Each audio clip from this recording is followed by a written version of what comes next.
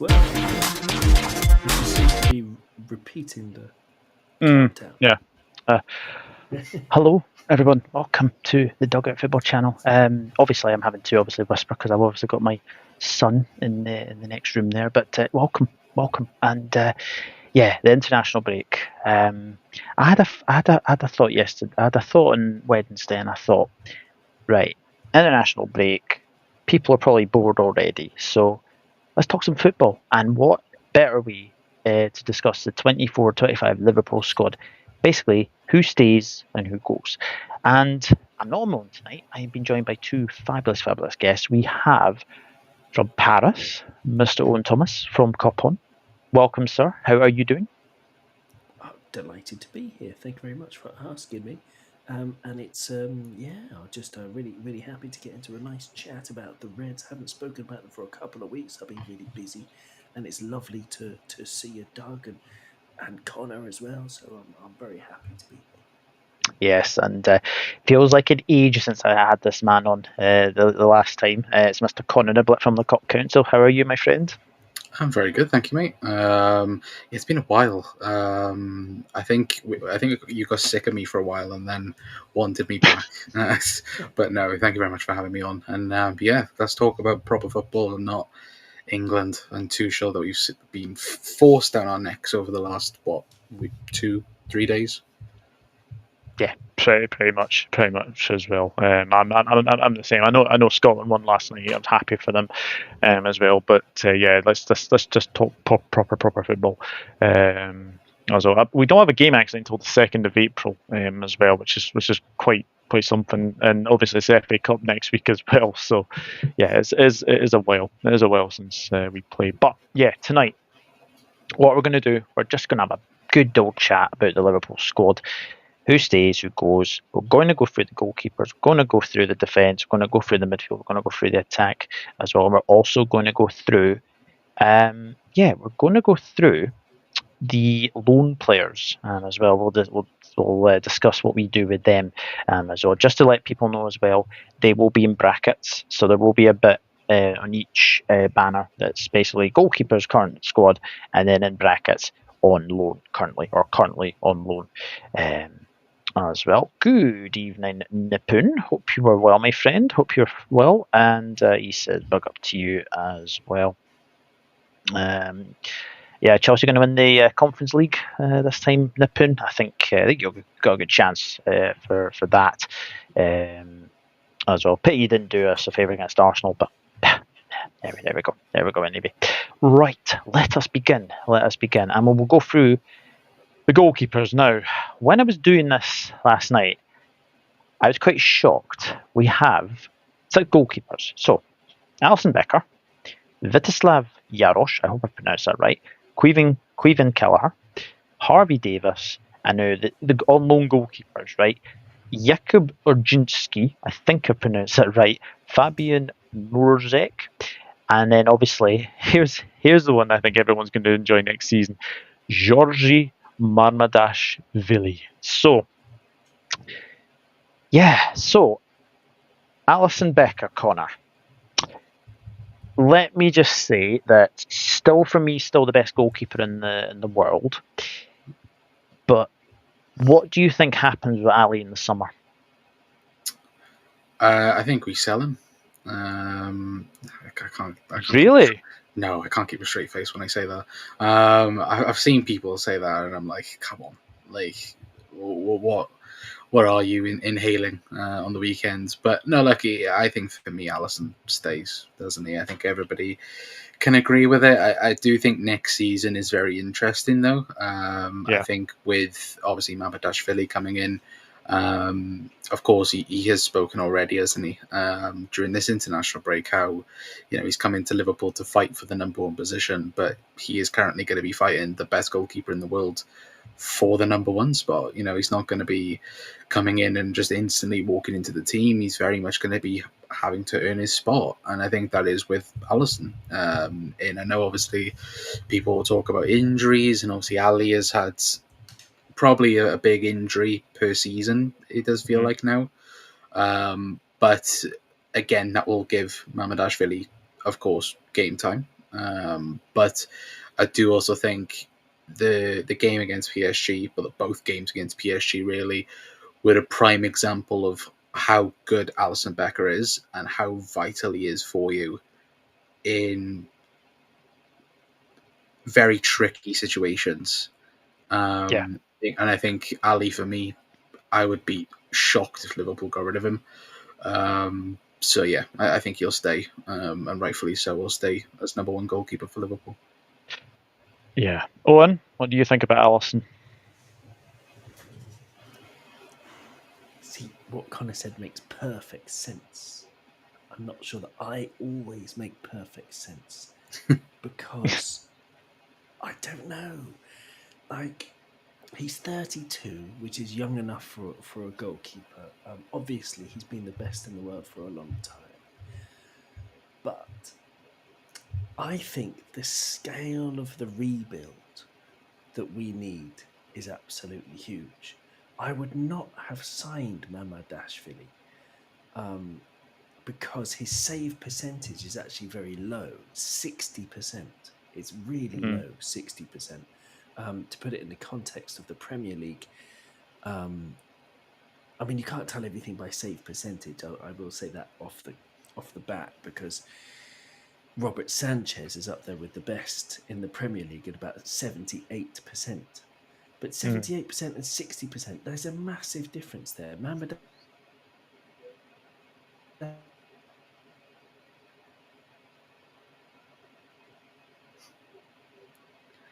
Owen's gone to the atmosphere. if he was playing in the Premier League, would be sort of 18th, 19th. It's narrowing as to whether I would keep one next season and sell Alisson if the money was good enough. If the money was good enough only. And if it was like 80 million or 100 million from Saudi Arabia for Alisson Becker, I would accept it. I think Alisson, there's no denying that. I don't think we've ever seen a goalkeeper get as many injuries as he has. But on his day... Connor, can you hear me? Yeah, I can hear you. Yeah, I think Doug's frozen, unless he's sort of deeply pondering something. Oh, no. Have I frozen? No, I think your connection, Doug, is weak for Owen, and I think Owen's connection for you is weak Oh, at right. the same time. That will... I mean, I don't know. Can you hear Doug as well, Connor? Yeah. Can you just hear? You can hear Doug as well. Hmm. I'm going to refresh my page. I can only hear you, Connor. There's nothing like typical YouTube difficulty. stream when when it goes wrong. Like, Yeah. What else would you expect? What else would you expect? But no, as I was saying, there is not a goalkeeper that I know that gets injuries as much as he does. And yes, Alisson has got injured again.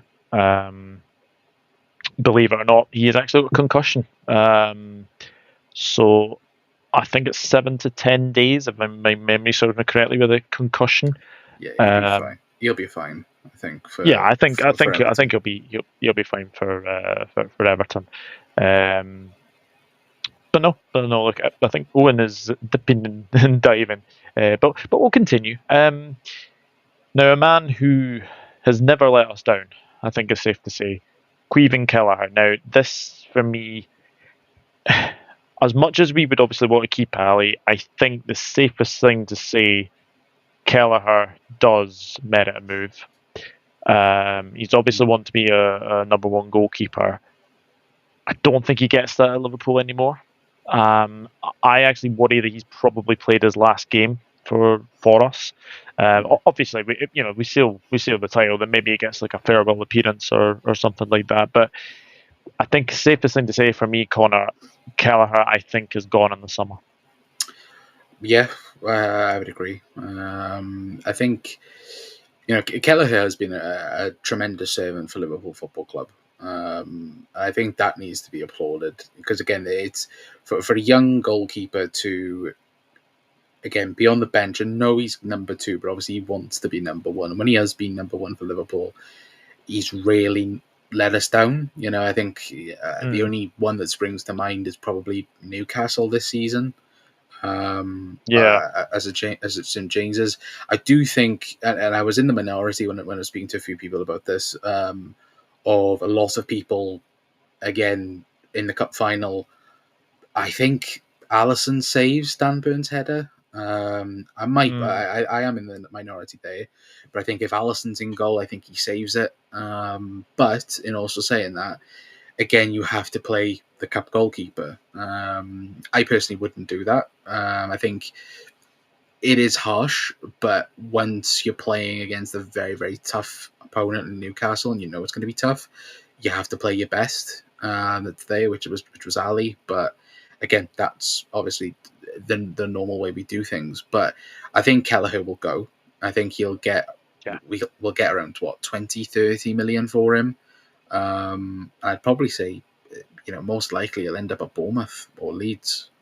I think that's the current. Yeah, I've seen links with Bournemouth this week actually, and it wouldn't really surprise me because obviously they had Neto out on loan to Arsenal of all places. They've got Kepa, who, let's be honest, Kepa, Kelleher is better than Kepa. I think it's the safest thing to say. And then you've obviously got Mark Travers there as well. So yeah, a team like Bournemouth, and especially the way they are playing, I wouldn't be too much against it, especially if, there's a potential deal there with potentially Milos Kerkers coming to Liverpool. There may be something there with Kelleher. But elevator things, you can see Kelleher going to a team like Newcastle in the summer. That's if obviously they get rid of Dubravka, Nick Pope, etc. He could do. I think Owen's back as well. Is he? There we go. Sorry, Owen. Sorry. That's okay. No, I'm sorry. I think it's my connection. I don't know. Maybe it's the. That's okay. It's, Yep. picking up the cables again. I know that you like pronunciations, so Caoimhin Kelleher, Owen. Me and Connor think that he's gone in the summer. Would you agree? Yeah, I think he is. But I was trying to say before, I would keep him over Alisson, as crazy as it is. I was actually listening to what you were saying. I think you're right, Connor. I think Alisson would have saved that header. But I just think Caoimhin has, with more regular game time, he can get to the level of Alisson. He can become the best in the world with regular game time. And I just think Ali's too injury prone. So I would keep Kelleher and sell Alisson Becker if the price was right. Only if the price was right. If we don't get 100 million for Alisson, then I'm keeping Alisson and selling Caoimhin. Yeah, very, very, very, very interesting. Let's see what the chat are saying. Actually, I have missed a lot of comments. Hello, Arpon as well. AD744. Hello, Elevator as well. Hello, excuse me. Hello, Luca as well. We should not sell Alisson whatsoever he saves our cheeks this time and time again. Yes, he certainly does. Yes, Alisson is injured, but he'll be fine. He'll be absolutely fine. Damo is in. Hello, Damo. I could see here all three of you until Owen logged off. Oh, there you go. There you go. I can see Kelleher going to a team like Newcastle in the summer. We've obviously said maybe Bournemouth for maybe Kirkers coming. Wishful thinking. The only problem is if Kelleher goes, we don't have goalkeepers who are very good at saving penalties. Fact. Alisson's last penalty save for Liverpool was against West Ham, I think, in 2022 November. Yeah, that is a long time ago. I think Marmadashvili is a good penalty stopper, isn't he? I believe so.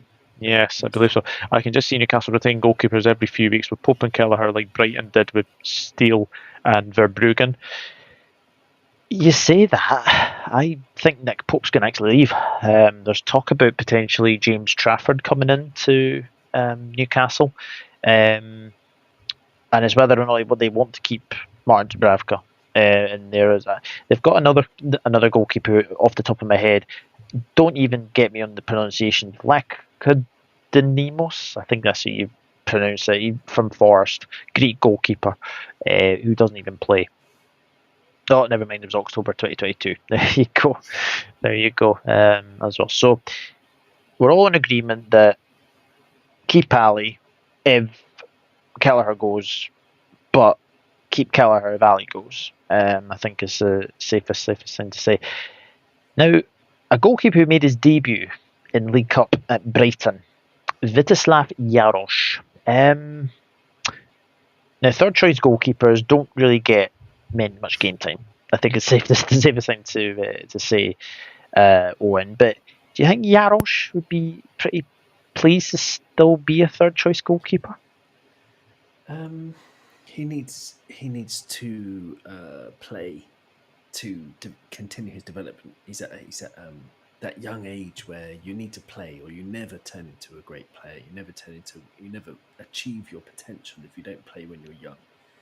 He's got an incredible amount of potential. I love this guy. Slot spoke very highly of him as well, of how well he's done, and I just think, yeah, just long term loans, just keep loaning them out every season, and if they're happy to be, um, you know, Liverpool players and out on loan, because then they get the match experience, and it's just win-win for everyone. It's win for the loan club because they get a great young goalkeeper, and it's win for us because he keeps developing, and we've got someone who potentially could take over from Allison in like 3 years as the next one if Mamadashvili doesn't make it, which, judging from the stats, I'm really not sure about whether he will make it at Liverpool, Mamadashvili.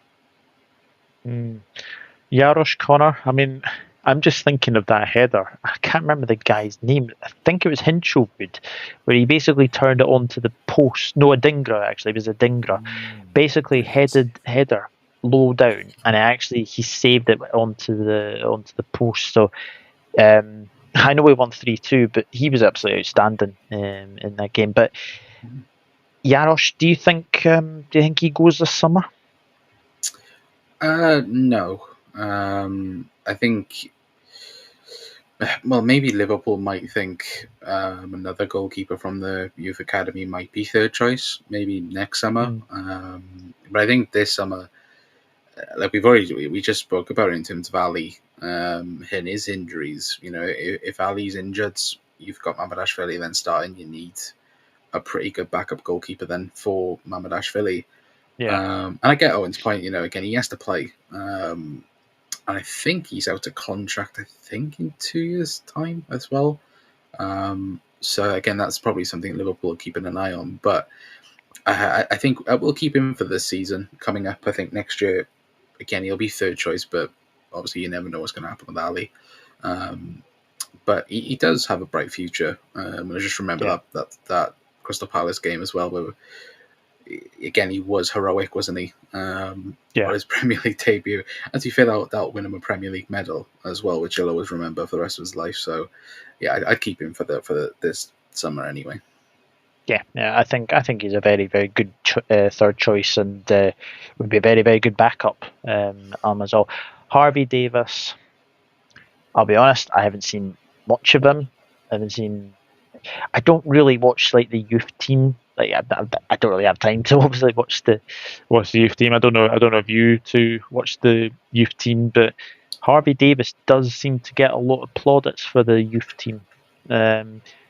Connor, is this a case of maybe a loan would do him the world of good?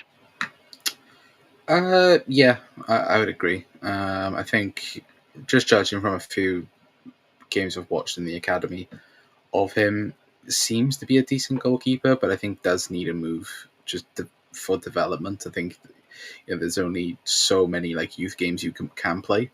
And to be fair, and I think like we've already mentioned with the other three keepers, that they I think miles ahead of him. Because I think the only time he's really involved with the first team is pre-season. Unless obviously it's a cup game where we normally obviously rotate heavily, but I think alone, I wouldn't be too surprised if you saw like a championship move and kind of go from there. But I would be surprised if he stayed in the summer. Yeah, and what would you do with Harvey Davis? Well, I watch all the youth games that I can. I always have done, and he's put in some incredible performances. There have been games where our youth teams generally actually don't defend that well. They haven't for a couple of years, and it's down to the goalkeeper. There's another young one who's been playing this season called Miscure, who's absolutely amazing talent. But Harvey Davis, he's along with Yaros, according to Transfer Market, both of their contracts are up this summer. So they might both be leaving. And of the two, I would definitely keep Yaros. I think Harvey Davis has put in some great performances, but Yaros, I think he's got a great career ahead of him. I really do. So yeah, Harvey Davis, I don't know. He can go if he wants. Yeah, it's difficult. It's difficult when you've got like a fourth choice goalkeeper. But yeah, I agree. I think he needs to play. I think he needs to go out on loan. But obviously, if the news is that their contracts are up in the summer, both of them, then maybe they might both go as well. So hang on a minute. Damo has asked, wasn't it Yaros who had the TV interview and sounded almost like a local lad? Yes, it was. I do believe it was. I do believe it was. As well. And then obviously Elevator saying that Janos's contract is up this summer. He thinks as well. Right. Now, that's the goalkeepers currently at the club. Now, there are three who are obviously out on loan. Now, obviously, we won't get to Marmadashvili in a wee bit.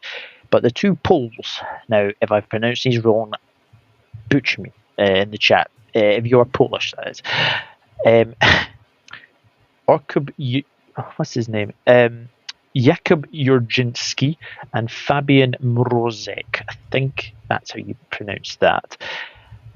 I've got to be honest, they have had 1, 2, 3, probably 4 loan deals, Connor, since they've been here. Is it just a case of getting them off the books, maybe?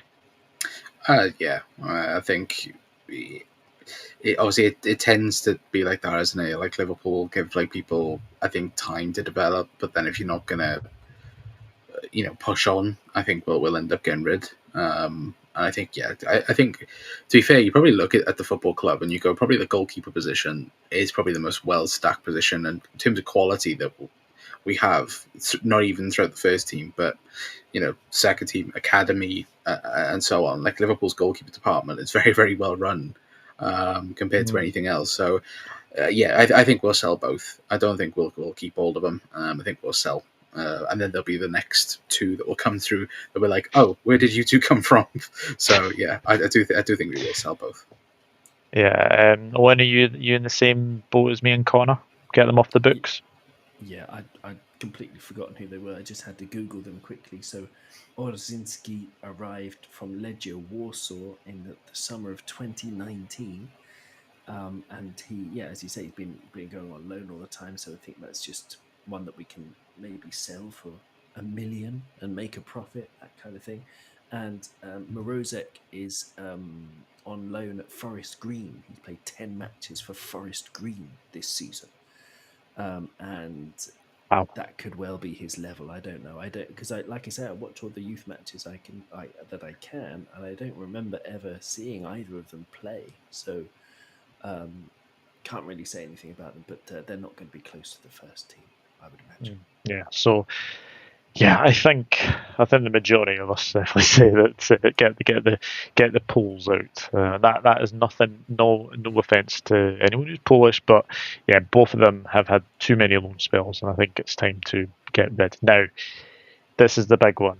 Obviously, we did sign a goalkeeper in the summer, Georgi Marmadashvili. I'm just going to call him Big Mama. There you go, Big Mama. Now, as far as I'm aware, I don't think he's got a number yet, so we'll wait and see for that one. But Connor, I know Valencia are struggling in La Liga. I know he has had a bit of high-profile errors. I remember one against Villarreal, where I think he played it straight to a Villarreal player and it went straight into the back of the net. He is highly rated, I've got to say, but is he ready to be our number one? I've seen a couple of games. I'll be honest, I don't watch a lot of La Liga, so if it's on like ITV and the Valencia are on, then I will watch it. He hasn't struck me as one person to come into our team straight away. I think he might have to fight for his place. Yeah, I agree. I think I do think Marmadashvili is definitely one for the future. I don't think he's for the right here and now. I think Liverpool have done probably the correct thing, in of course bringing him in now. And of course, getting the deal done last summer was a huge benefit to it because, like we've already said, the goalkeeper position is probably one of Liverpool's best qualities at the football club. Yeah. But also, I think all of us, and I think every Liverpool fan can agree, Kelleher is going to leave. And the quality level between Kelleher and Mamardashvili, I don't think is that far off. I think with certain attributes, I do think it is. I think, distribution, I think some reporters, claimed back last year that he was a proper, keeper with his feet type of player. But every time I watch him, he's not really that type of goalkeeper. And he is a very good shot stopper. And of course, that's the number one thing, isn't it, for a goalkeeper, is to obviously stop the ball in the back of the net. But I think with Mamardashvili, it's very much the sense of he could learn from Alisson, and also then Ali's here for another 2 years over his time at the football club. And of course, he can learn from him. But I think when you compare last season's stats and this season's stats, I think if Liverpool were looking at a goalkeeper this summer, Mamardashvili would not be the number one choice. And I would say that. I think last season, his stats in the Euros, and I think also mixed with La Liga last season, of course, I think Mamardashvili was going around like Alisson last season at Roma statistics. But I think this season, there has been a drop-off from, of course, Valencia and Mamardashvili himself. And there's been big errors in that as well. Like you've already mentioned a game. I remember watching Barcelona against Valencia where I think he made 2 mistakes in that game, which cost them as well. And that needs to be ironed out of his game. But in also saying that, Alisson made mistakes at Roma. He'd made mistakes in his first season at Liverpool. And of course, they got ironed out very quickly. So I think for him, it'll just be a season of coming in, learning from Ali, obviously fighting for the number one spot, but also, again, don't be surprised if Alisson starts, because again, he's the best goalkeeper in the world, and of course, you're going to be learning from him, and it'll take time. But I think Mamardashvili for the future will be an outstanding goalkeeper. But again, some people may think different, which will be very interesting. Yeah, Owen, I know you've had your concerns about Marmadashvili. Do you think he's capable of challenging Alisson for the number one? Not at the moment. I mean, I don't watch La Liga. I'm just a geek for the stats. And, if his save percentage is down at like 60%, as I was saying before, 60, 61%, which is very, very, very low. But also there's things like, for example, pass completion, right, on fbref.com, which is a great stats site. You've got how many short, medium, and long passes that the keeper makes with a percentage wise, right? So Mamardashvili has played 24 matches for Valencia, who are, by the way, 16th in La Liga. Mamardashvili's played 16 matches, and he's completed 77 out of 77, 100% of his short passes, which is great. But the worrying thing is that there's only 77 of them in 24 matches, 77 short passes, compared to Quiveen Kelleher, who in 8 matches with Liverpool, so exactly a third of the matches that Mamardashvili's played, he's played 80 short passes. So he's played 3 more short passes, and he also, Kelleher has 100% passing accuracy with the short passes, and Kelleher's medium length passes are also 100% accuracy. The long passes is only 30% because we no longer have Andy Carroll, which may be sad news to some people, but that doesn't really matter to me. But Kelleher's brilliant with his feet. So Kelleher's better with his feet. He's better at saving the ball. And so, never mind challenging Allison, probably the world's number one, he doesn't come close to Kelleher for me. I don't know if he's at the same level as Yaros, even statistically. So I think he's big. He's 6'6.5", in the same way that Donnarumma is really big.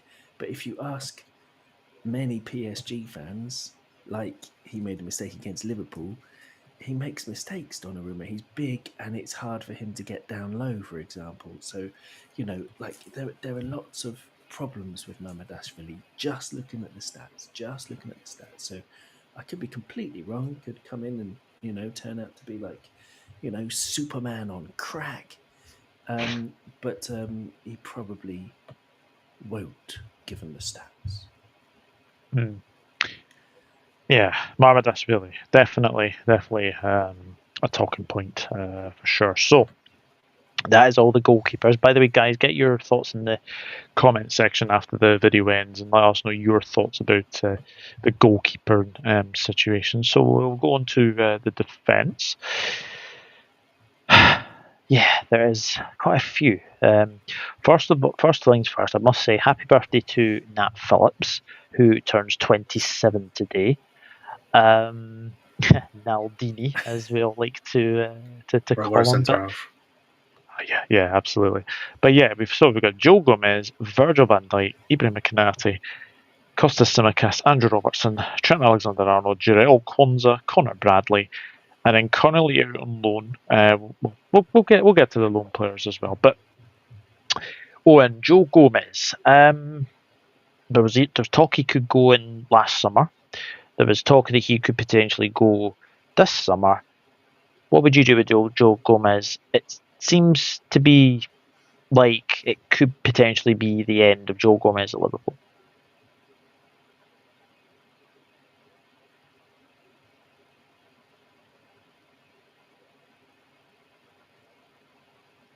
Oh.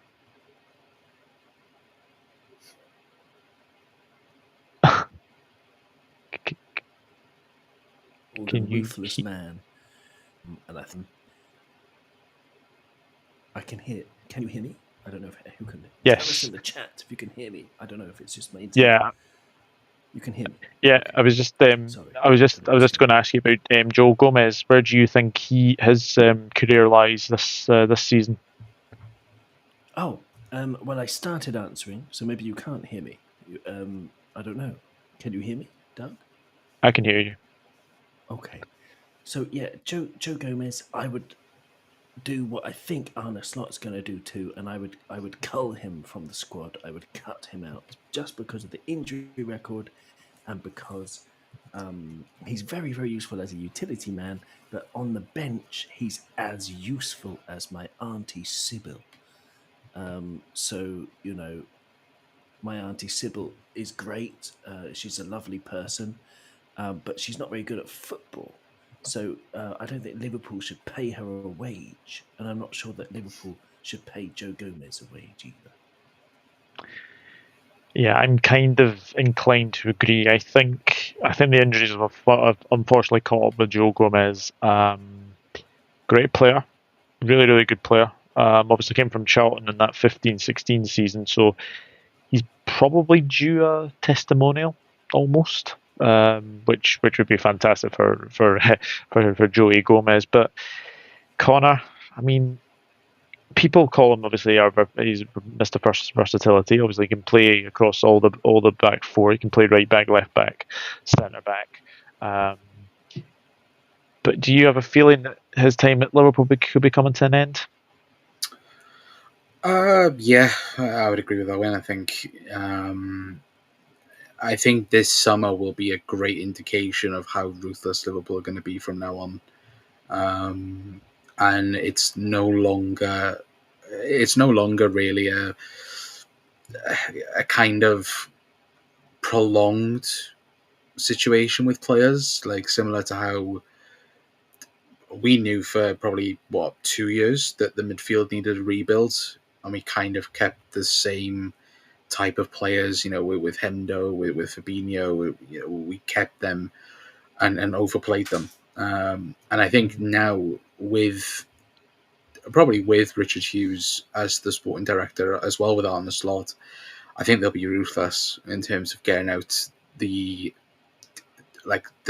fringe injured players, which would be Joe Gomez. And I think as well we kind of need space for homegrown within the squad as well if we to bring anybody in.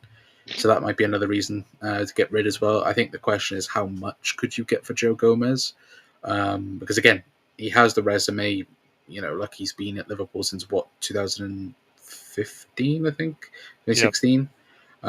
So he's got like 10 plus years at Liverpool, but it's also that sense of, again, you're going to sign a player who is very injury prone, and that's a problem considering for the amount of games. And I think obviously last year, with the whole Anthony Gordon situation and the whole situation of them potentially buying him for about 40 million, could Liverpool get that 40 million now? I don't think so. Again, because he's had a very impacted injury season. But I think he'll go. And I think Liverpool will most likely sign not an out-and-out player like him. I think we're going to sign more of a, set position centre-back. Either we'll sign a right-sided centre-half or a left-sided centre-half. But I think this summer will be the summer of ruthlessness in terms of fringe players. Yeah, I think it could be big changes. Let's see what some of you are saying about Gomez. To be honest, I'm surprised Joe Gomez is still here at Liverpool. I think he may be gone this summer. Yeah, I think he may be gone as well. I think this summer we must buy a centre-back. Look what happened in the 2021 season. When Van Dijk, Matip and Gomez all got injured, we struggled. We lost 6 games in a row because we wouldn't buy. Scouse, Justice for the 97. Hello, mate. Hope you're well. I should have took the 50 million Newcastle offer him a few years ago. Don't get your hopes up. It's going to be another woeful window. Wait and see. Wait and see what happens for sure. Given Gomez's consistent injury issues, makes sense to cash in and reinvest in a more reliable option. Hopefully they haven't missed the boat getting a decent fee, given he has another long-term injury. Yeah, absolutely. I think if someone offers the money, I think we should accept. Yeah, absolutely. Right, I'm going to go through these in threes because I think it's quite fair. So, Virgil van Dijk, Ibrahim Konate, Jarell Quansah. Owen, do all 3 stay? I hope to, but Jesus and everyone else in this world and all of the realms beyond this world, that Virgil van Dijk stays. I would loan Quansah out.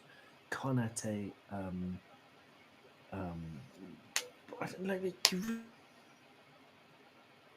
read some wild rumours on the internet, of course you do. I read one just this evening about Bastoni joining Liverpool, which seems highly unrealistic. But that's the level of player we would need to even consider replacing Konate. For me, I love Konate. His injury record is a thing. But he seems to have put it more or less behind him this season. So I would keep Ibu. I love Ibu. And he's from Paris. I used to live in basically his old neck of the woods. So I have a big affection for Ibu. It's just the injury thing. I still think we should bring in another centre-back anyway. I would love it to be someone like Bastoni, to have 3 unbelievable centre-halves. And Quansah, I just think this season he's been up and down, more down than up. So I'd loan him out. But Virgil, I'm still praying. Konate, keep. Quansah, loan. Yeah, I have to agree, Connor. I think obviously keep the first 2, but Quansah, I think he needs a loan where he's going to play first team football. So that may be in the Championship, that may be at a lower league, Premier League club. What would you do with Quansah this summer? I'd move him to the Championship, get a full season as a centre back. But let's be honest, Arne Slot doesn't view Jarell Quansah as a centre back. He doesn't know where to put him. Really, he's not good enough to be a right back. He's not if he's not a centre back in Arne Slot's plans, so what is he? And I think that's the possibly not a question for this summer, but I think next summer, because I think everybody can agree, I think he'll go out on loan. But it's the Yeah. question of what happens then after that. Do you then keep blowing him out and seeing what happens? Does he progress into a right back? Well, more defensive right back? Does he develop into a centre half? I think that's really a question of, if Jurgen Klopp was here, I think he would have again played a lot more minutes to what we've seen this season. I think, this time last year, I think he started. I think it was it 29 games now in all competitions. I think last season. This year, I think he's only started 9. I think that's an indication. But yeah, no, I'd agree with both of you. I think Virgil van Dijk for me, we might speak about it, but for me, he's the most important player to re-sign out of the 3. And Ibu, I think there is going to be a decision having to be made. But I think personally, the decision is Ibu's waiting to see how ambitious we want to be in terms of re-signing players. Because why would he put pen to paper on a 5-year contract when Mo Salah and Virgil van Dijk and Trent could go? Who does that? That leaves then Ibu with a Liverpool team without them 3 top quality players and also having to rebuild. So Liverpool not going to be on top next season if that happens, and he's going to be again losing his prime years. And he could easily go to a PSG, he could easily go to a Real Madrid because he's that good. And I think once we find out what happens with the main 3, I think then it'll just be a matter of time before he signs or not signs.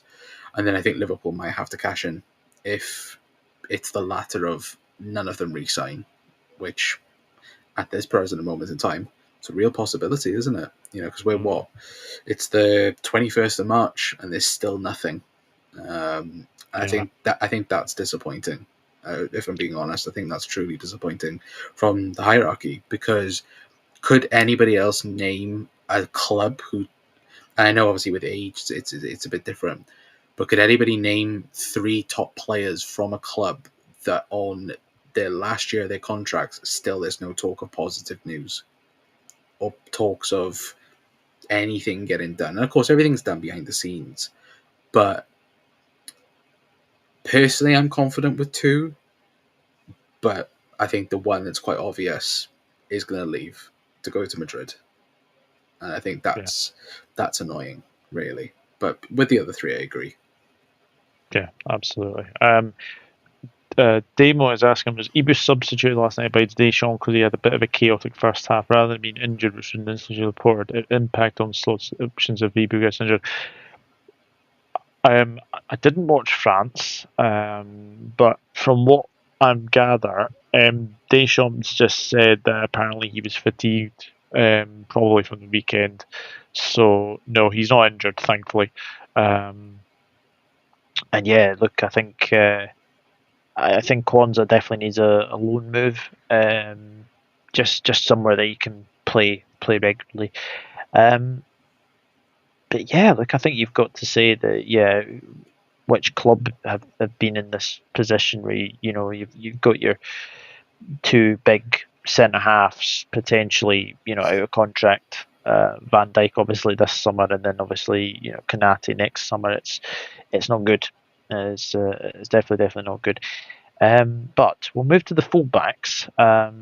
We'll do these. We'll do these in 4. So Costas Tsimikas, Andy Robertson, Trent Alexander-Arnold, and Connor Bradley. Now, I think I know what answer this is going to be, but the 2 I would keep, Robertson and Bradley. Does anyone else disagree with that or not? I'm not keeping Robertson.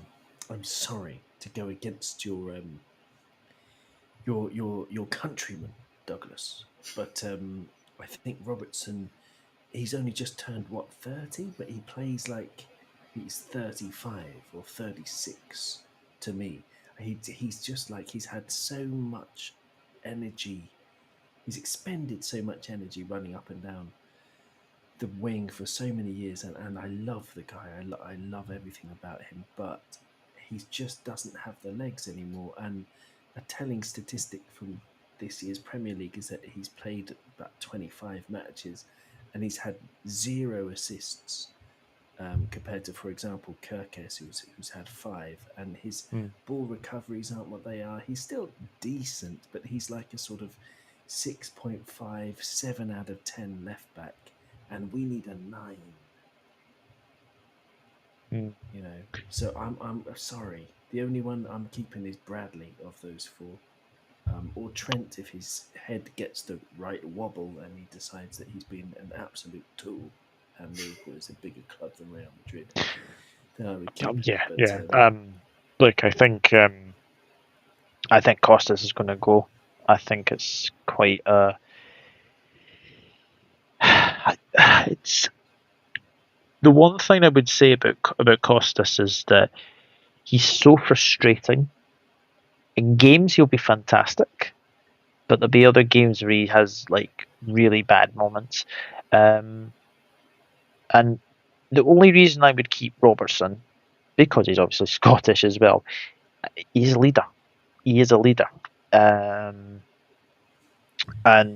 I think when you look at it as well, Connor Bradley, he's already made Trent replacement. I think Trent's head is in Madrid already. I mean, there was some weird report coming out that Barcelona had put in an attempt to try and get him to go to Barcelona instead of Madrid, but I think that's definitely not happening as well. So yeah, Connor, out of the fullbacks, which ones would you keep? Yeah, well, if Trent gets his, like as you guys have said, if Trent gets his act together, then I'd keep Trent, obviously. But yeah, I think Connor Bradley. I would keep Robbo only because I think for the entire squad, there's too much needed to be done to bring in 2 left backs. Even though I think the obvious one is bringing in Kirkes. And even though he had a proper stinker last night, I think Drell Hatto as well, for the way we might want to play. I think he's a very young prospect from Ajax. But again, is it realistic that we can get both in one summer? I'm not so sure, because I think again, I think we'll bring in at least one centre back. I think we'll bring in a left back at least. And then obviously we'll talk a bit about later on, but the forward line as well needs adjusting. So, if he resigns Trent, Connor Bradley, and I would keep Robbo, but he has to be number 2 next season. I don't want to be seeing Andy. First game in August, I don't want to see Andy Robertson start for Liverpool. Because I think we're past that now, and I think. I'd agree with Owen, in terms of he's just turned 30, but he plays like a 40-year-old. He's like what Ryan Giggs was towards his latter years, where he'd only play about 6 games, and he'd go in slow motion. But that's what Robbo is now. But Robbo ends up playing 30 games a season, so it's like that's something that needs to be addressed. But yeah, I'd keep 3, but again, I do think Trent will leave. So. Just Connor Bradley and Robbo in that aspect. Yeah, BM says, not a clue. Sorry, Robertson is twice the player as Tsimikas. You need to keep your leaders. I was just saying you need to keep your leaders as well. You need to give Trent what he wants. Makes no sense to let him go for free. Yeah, no, absolutely not. And then BM, I think you're new to the channel. Thank you very much for tuning in, guys. If you are new to the Dugout Football channel, then please do give the video a like as well, as I should say, and also consider subscribing. Amazon also subscribe to the Cop Council and also Copod, whose links are in the description as well. I think Trent's basically gone now. Don't see him anywhere else apart from Madrid next season. I think we keep Bradley and bring in someone like Frimpong. Yeah, there's been a lot of talk about Frimpong actually over the last 24 hours. Don't like it. No, I don't either. The reason is, why would Manchester City get rid of him immediately and sell him to what then was Celtic, and then back to obviously Bayer Leverkusen, of course. Robbo's drop off is also similar to. Yeah, I would agree with that. I would agree with that. Right, so the lone players going across the bottom of your screen: Calvin Ramsay, Luke Chambers, Reece Williams, Nat Phillips, Callum Scanlon, and Owen Beck. I'm not going to be too nasty to Reece Williams, but I am amazed he's still at the club. And I think this summer he needs to be let go. I think Nat Phillips is going to go. Not before. And again, I'm amazed. I'm amazed he's still at the club as well. If I'm being honest, the ones on loan, Calvin Ramsay is an interesting one. Again, injury prone. I think he does another loan. I don't think he's coming into the team. Luke Chambers, I could see potentially maybe coming on like one of the tours, etc. But as I said, Reece Williams gone, Nat Phillips gone, Callum Scanlon's just recovering from a really bad injury, I think, from Millwall. So again, probably a loan. Then Owen Beck. Owen Beck would be the only one I would consider potentially maybe looking to bring him into the first team. So yeah, I know it's difficult to speak about loan players, Owen, but is there any of them that you would keep, or would you be like, nah, just get rid? Well, not only because he's got a sensational first name, but Owen Beck, he's a very interesting player. Blackburn fans absolutely love him. And we know from Connor Bradley that, going on loan to a championship club and doing really well there is no mean feat. It's something definitely that pricks up the old ears. So I'm very excited to bring someone like Owen Beck, someone doing so well at left back where we need someone. Sell Costas for 10 million or whatever. Bring Owen Beck to either second choice if we get Kirkes in, or third choice if we get Kirkes in and Robbo stays and is happy to be second choice, which I'm not sure he will be.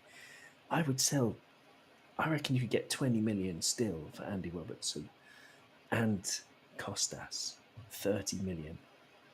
So you're only shelling out 10 million to get Kirkes for 40 million, if you follow my maths. Mm-hmm.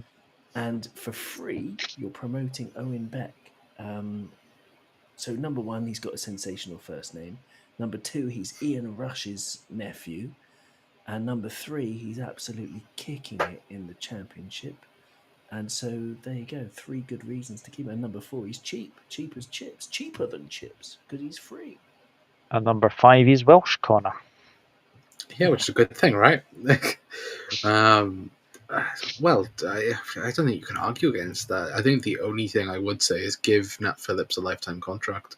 So that's what should happen. I'm appalled at the football club that we don't do that, because that man needs to be given a statue for that one season. No, but I think he's out of contract as well. I think Nat Phillips in the summer. I think he is. So I think that pretty much writes itself. But yeah, looking at it now, I think Calvin Ramsay goes, Luke Chambers, another loan deal probably. Reece Williams, I think, will go. Nat Phillips obviously will leave on a free. And Owen Beck, I think maybe one more year on loan. I think he's been very good for Blackburn, and everything I've heard from him, as Owen said, everything I've heard on a Blackburn side, he's been very impressive. But I wonder whether or not Liverpool might look at potentially a Premier League loan move for him and just see what happens in that trajectory. Could he again perform on a top level of that? Because I think one thing to learn from as well is, kind of similar to a former Liverpool fullback in Nico Williams. I think the way he's changed his career over, I think, at Forest. I think obviously he's not right back anymore. He plays on the left for Forest, but I think that's kind of the same type of thing Liverpool need to be doing, is kind of looking at a team who, again, is more realistically going to be towards the bottom half. But again, he'll learn from that. He'll learn plenty of experience from that.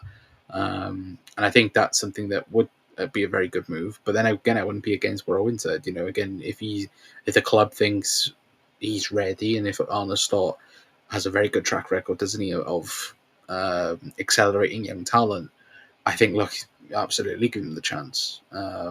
But I think it could be an interesting one to look for. But yeah, I would say Owen Beck is the promising one out of that name of lists anyway on loan at the minute. Yeah, I agree. I definitely agree. I think the others will probably be on their way, sadly. Oops, excuse me. I just seen elevators. Who doesn't remember that performance in the San Siro? Absolutely fantastic, wasn't it? The club needs to get better at selling decent players who will never become first-team squad players, but who will still have a decent career as a professional football, either in the Prem or lower leagues. I agree with that. We do need to get better at that. I think Kirkish is a very good fit as well, but I don't think he will sign. He has said before he won't sign for Liverpool. Really? Wow. You can't really believe what anyone says these days, It's can you? it's because his family are huge United fans. Oh, really? Oh, right. So it's like, but he has said in a recent statement that supposedly Liverpool, he prefers to join them over the rest of the competition. So it's like, what's going to Yeah. happen? But his family is huge United fans, so that's something to Yeah. take into consideration. Yeah, absolutely. Hello. I was going to call you Mr. McKindle, but I'm actually going to call you Mr. Busy, because this man is so busy right now. But yeah, hello, Mr. McKindle. Sorry I couldn't make it tonight, lads. Thank you, Doe. Douglas, for the invite. I have to catch the next one. Yeah, yeah. You're more than welcome, mate. You are more than welcome. And so, guys, I hope you are enjoying the stream. We are going to go through the midfielders now. As Damo says, you can't choose your family. No, you cannot. No, you cannot. Right, that is the defenders now. Oh, here we go. Here we go. Midfielders. Well, there's one man in here, but I'm like, keep. I think we know who that is. He wears number 3. He's from Japan. He's whenever he comes on 80 to 90 minutes, we all know that the game is won. Wataru Endo, of course. But obviously, it was Dominic Szoboszlai. Alexis McAllister, by the way, congratulations to Alexis McAllister and his partner, expecting their first wee one. So congratulations to them. And obviously, me and Owen are fathers, and we obviously are very, very excited for both of them. So congratulations to both of them. But yeah, Curtis Jones, Harvey Elliott, Ryan Gravenberch, Tyler Morton. This is obviously the current squad. And then the other two that are on loan currently, Stefan Bajcetic, which I think could be very interesting to chat about. And then Dominic Corness, who I could not tell you who he's at, but apparently that is a midfielder who's out on loan from the academy as well. Right, where do we start? So we'll start with the CDMs. Wataru Endo and Ryan Gravenberch. Owen, is this a no-brainer? Would you keep both of them? As much as I love Wataru Endo, and for my podcast, I've never done any merchandise, but the one merchandise I'd love to have is customized gum shields in tribute to Wata. Because I freaking love the guy, but he's getting on a bit and he can't really run. I love the fact that he's combative makes him really stand out in our midfield, because McAllister's combative, yes, okay. Szoboszlai runs a lot, okay, puts in a few tackles, but Watt is the guy who's actually really stuck in, like, no matter what. And we need that profile, but we need that profile with a little bit more dynamism and a little bit more pace. I love his versatility. He's done very well when he stepped in at centre back. I would definitely have brought him on at half time in the final last Sunday, because that was screaming out for someone who could actually win the ball for us. But no, I would sell Wata. I think we need at least 2 central midfielders, and both the same profile, dynamic, ball-winning, tough guys. They are around, like Baleba, for example, from Brighton. Joao Neves, technical as well. These players are really technical as well. So it's sort of all rounders, but especially they can tackle and they can fight. We need those players. Because, McAllister, he's good at it, but again, he's not very dynamic. So, Yeah. keep Gravenberch because he's silky, silkier than Silky the Silkworm's favourite silk pyjamas, if you remember. Advert from the 1980s that used to have that line. And love Gravenberch and I love Endo, but I'd get rid of Endo, upgrade on him. Yeah, Endo for me, the cult hero. I'm actually. Do you know the funny thing is, everyone took the piss out of us when we signed him. Everyone took the absolute Michael, or you're signing a 31-year-old a 30-year-old to come in and be Ryan Gravenberch, or obviously back then, obviously like a sort of a DM understudy almost, but no, this guy has been just a fan favourite. I think it's the safest thing to say, and yet that obviously we get Gum Shield as well. Again, you could argue he's Mr. Versatility as well. Obviously, plays from the centre back. He can play right back. Can play left back. Apparently, I've never seen him play left back. I know he's played for Stuttgart there, as well. But obviously, CDM is his role. Connor Owen says he would sell Vitaro. What about you? Keep him forever. No, I absolutely get where Owen's coming from. I think that is the correct answer. I think you could flip it. You could flip a coin really of what Liverpool are going to do this summer because I think Wataru Endo, as Owen said, we don't have anybody else in the squad that's his profile really. A ball winner. I think is hilarious this season that once he comes on the 75th minute, everybody knows Liverpool are not conceding a goal, which again is a really good statistic to be fair. But I do think the way Liverpool want to be, and obviously the way Liverpool want to progress more with the ball and so on, I think again we have to move him on slightly because I think it's been proven this season that Arne Slot doesn't trust him to start games, and I think that's been a problem this season in terms of Ryan Gravenberch. I think we've kind of done what we've done with Fabinho and what Jurgen Klopp did with Fabinho and overload him with minutes, which I think that's going to be a problem potentially in a couple of years to come. The profile I would go for is Angelo Stella from Stuttgart, so another Stuttgart player. I seen you mention him last night. Yeah, for me, I think he's again could be a next Tony Cruz. Physical, on the ball, very very good, direct. Again, can create as well. I think he's got 5 or 6 goals in 5 or 6 assists, I should say, in the Bundesliga this season from DMs. So I do think he's that type of player that would again offer that physicality in midfield, but also again would offer you that mobility in terms of passing availability. But I do think, again, obviously Gravenberch we'd keep, but I think for me, I'd love to keep Wataru, but I do think Arne Slot will move him on. But again, we'd have to wait and see. Yeah, Jack says Connor with these DMs.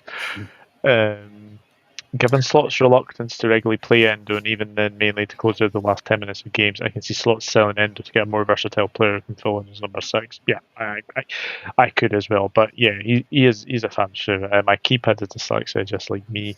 And Elevator said, "Oh goodness, the midfield."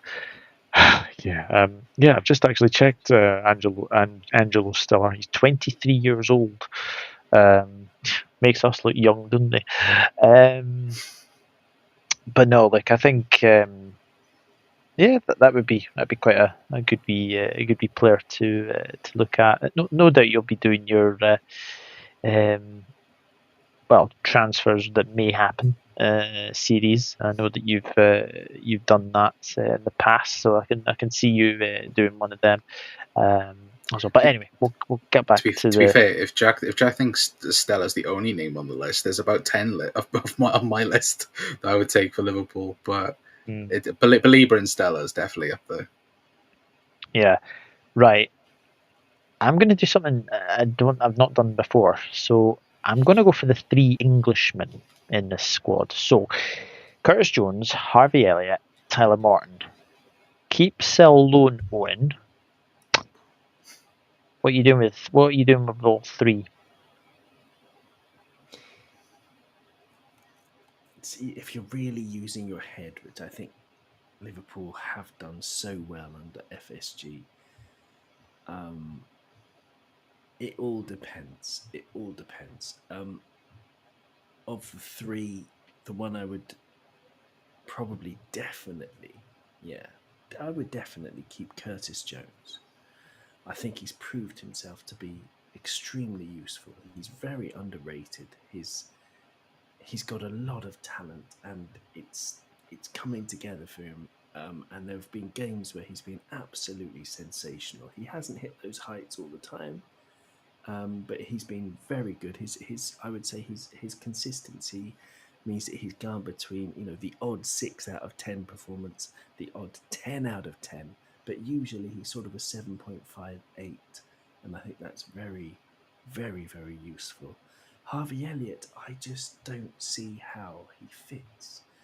He's only 21 and he's a marvellous footballer, but he's too slow and he's too poor off the ball to play in midfield.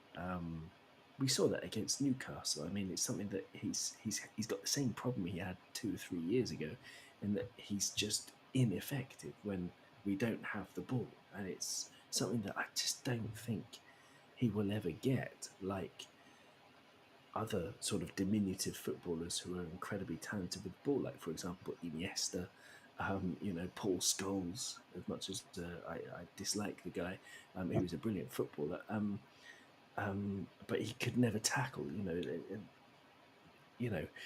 I think Harvey Elliott suffers from the same thing, and I think he would definitely work in a midfield with 2 ball busters next to him, like Baleba, for example. Then you could play Harvey Elliott in midfield if you had 2 people sweeping up behind him in midfield. But I just don't see where he fits in to this system, and it's sad because I think his mentality is ideal. I think his talent is great, but he's just not fast enough to play in Mo Salah's position. And he doesn't fit into midfield, like I said, because the players around him can't cover for him with enough dynamism to fill the gaps that he leaves. And I just think,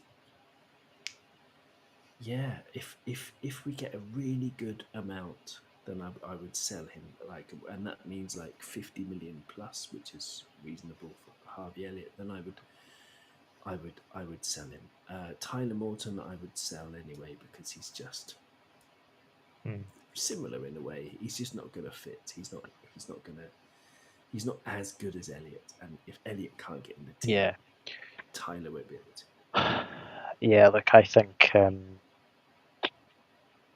as much as I would love to keep both Jones and Elliott, I think the one that probably goes is Elliott. I think what really stood out to me was, I don't know if anyone's seen the documentary on Amazon Prime, From Doubters to Believers. Watch it. It is interesting. Although I do think the last bit they sucked on that. I think it's quite a safest thing to say.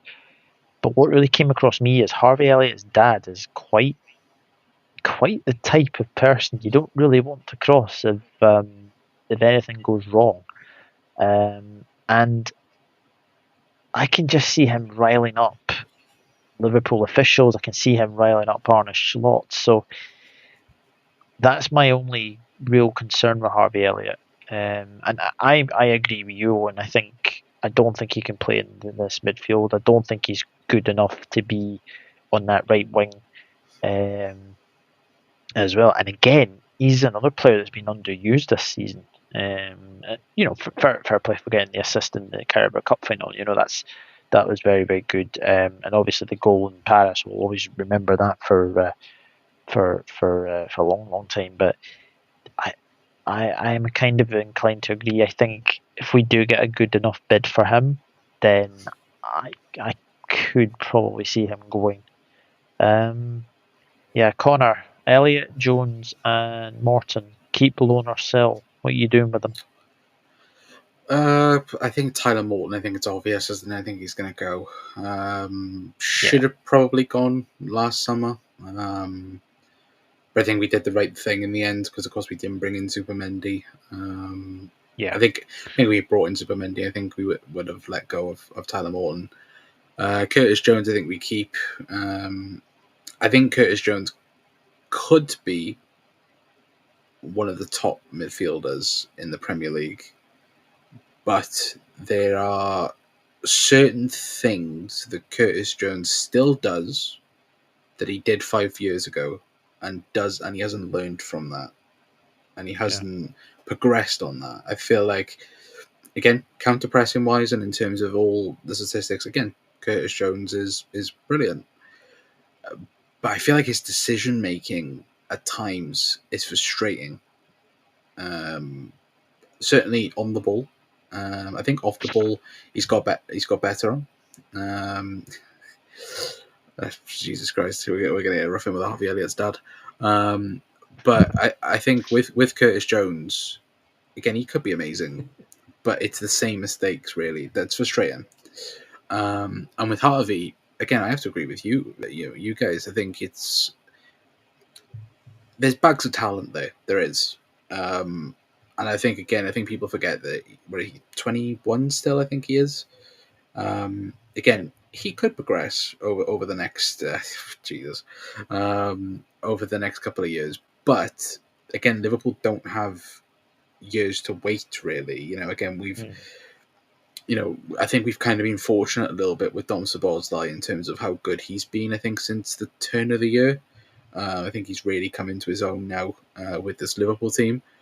But again, even in certain situations, like again, you look at the game against Southampton. Dom was completely shattered and needed a rest. Yeah. But again, Arne Slot doesn't trust a Harvey Elliott to play in the 10 really, and of course then he makes the change, which obviously brings a lot more energy into the midfield. But I've always had this thought process ever since the summer that we're going to sell Harvey and bring in Xavi Simons, and it's something I don't want the club to do. And it's something from what David Ornstein said about don't be too surprised if Liverpool come knocking next year with Xavi Simons. And I don't like it. For the money, it makes no sense. It's the same sort of player, really. And we don't, just keep Harvey. If you're gonna bring that profile into the club, I wouldn't argue if we sold Harvey and brought in like a Florian Wirtz, for example. Again, I'd absolutely love that. But the same type of profile, it's like just keep hold of Harvey because he can develop into something else. But again, that's down to Arne Slot giving him an opportunity, which I think he has to do a bit more next season. Again, if they're going to stay at the club, you have to trust them a bit more. Yeah, absolutely. I think it's definitely a case of Harvey's had. I think he's had enough chances to show what he can do. I think as well he has been unlucky with injuries. Obviously that season where everything went wrong, where we lost almost every player. Obviously, Harvey Elliott got that really serious injury at Elland Road, and again, I don't know if he's really recovered from that injury. So yeah, I'm kind of agreeing. I think Jones will stay. I think Elliott and Morton definitely go. Is really a discussion with Dominic Szoboszlai and Alexis McAllister? Because for me, I keep both of them. Absolutely not. They're both silly. Yeah, Owen. I just want to add something. Sorry, I was just looking at my phone because Harvey Elliott scored for England under 21s. They're playing right now. Some against France under 21s. which should be a hell of a match, to be honest. And apparently Harvey Elliott scored a goal. It's 4-2 to France because Hugo Ekitike, who's a great young player, 22 years old, plays for Frankfurt now. And he's got a hat trick this evening. Apparently, Ryan Cherki's on fire as well in that game. But just to let you know. But sorry, I was looking at my phone because I just that piqued my interest about Harvey scoring. And but what was the question about Alexis McAllister? Yeah, Dominic Soboslai, Alexis McAllister. I think we're all in agreement that both of them stay. But the reason why I want at least 2 central midfielders is that, as you've been saying, they need rests. We need someone of we need to get the ultimate midfield. Yeah, right. This is going to be very, very interesting now. Obviously, there's 2 midfielders. Dominic Cornes, I don't know anything about, so apologies. I can tell you. Oh, He's got a wand of a left foot. Takes it corners like a sort of left-footed Ward-Prowse. But do you remember how Harry Wilson had a wand of a left foot, but there was always just something that just it wasn't quite good enough for Liverpool. Dominic Cornes is a poor man's Harry Wilson, basically. Right. There we go. Right. Stefan Bajcetic. Let's be honest, it has not been a good season for him at all. Red Bull Salzburg, absolute nightmare at Red Bull Salzburg. There was talk about him turning up to training late. I think he did that at Liverpool a couple of times in the Jurgen Klopp era as well, and I think he got heavily sanctioned for that as well. He's done it in Austria. Now he's obviously at Celta Vigo. Is there a bit of a discussion in the summer, Connor, what we do with Bajcetic? Because I think it's a shame. I think it is a real shame, because I really saw Bajcetic as a sort of a Fabinho sort of replacement, but actually when you look at it, he's just, I think his career has gone a little bit downhill for me. Yes and no, really, isn't it? It's a bit difficult. And he's a difficult profile, isn't he? I think there's still the question marks of, is he a 6? Is he an 8? Is he kind of what Declan Rice is? Might have got like a kind of a hybrid between the two.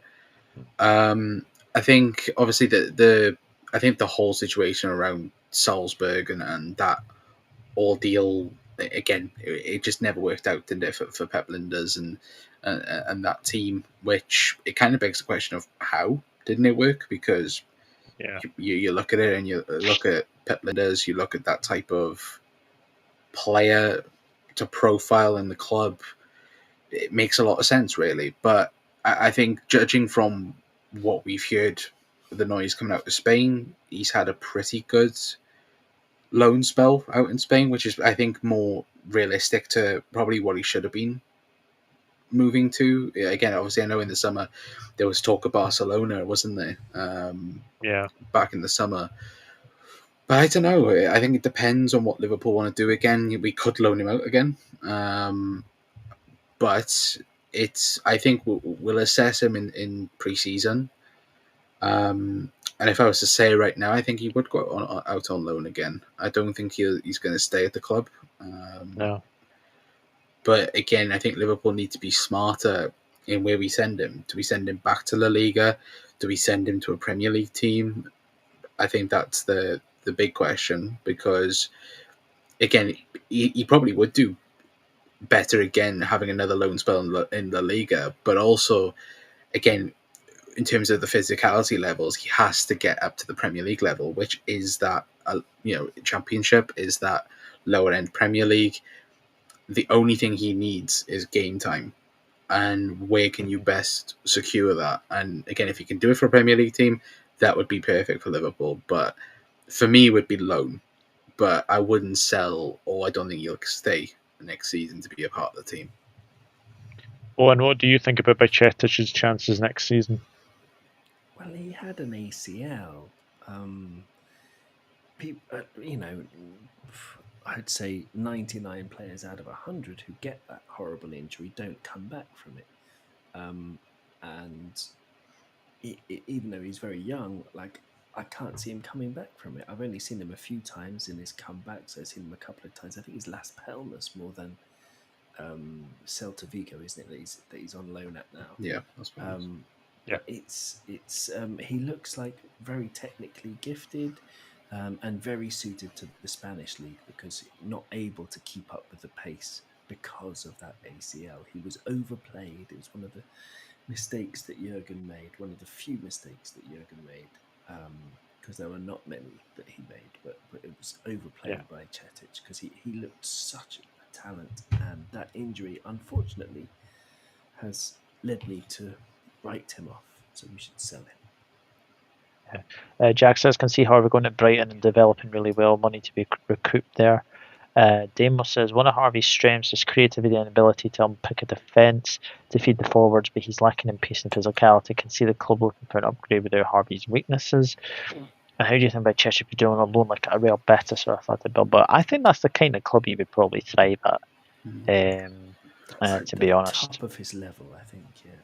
Yeah, just to butt in as well to what Owen was saying earlier. It's now 4-3 in that game.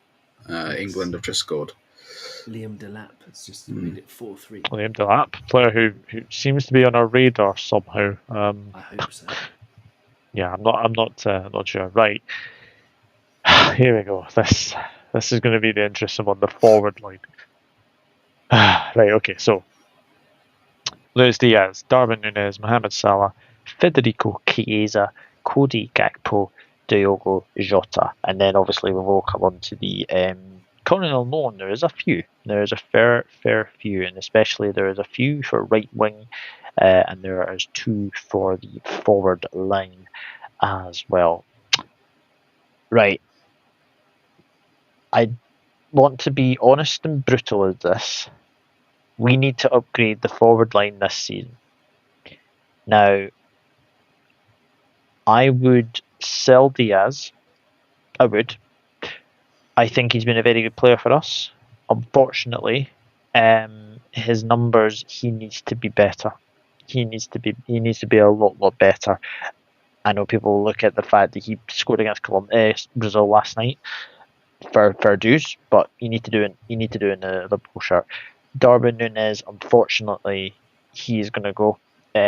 It's not really worked out for him, but if he leaves with a Premier League medal, then that's very, very good for him. Mo Salah, 100%. I think he stays. Honestly, do.